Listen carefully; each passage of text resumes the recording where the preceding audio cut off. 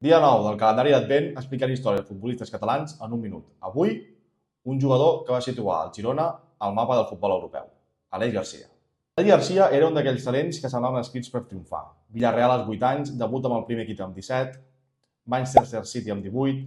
Tot apuntava amunt, però la vida no sempre segueix el guió que un imagina. A Manchester era on era envoltat d'estrelles, un món massa gran, massa ràpid, i les sessions van començar. Girona, Bèlgica, Romania...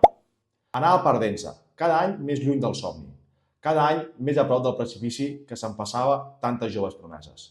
Fins que un dia va tornar. Girona, segona divisió, pocs reflectors, zero soroll, però el lloc perfecte per tornar a reconstruir-se. I aquí va passar una cosa que ningú havia previst. Aleix Garcia va trobar el seu futbol.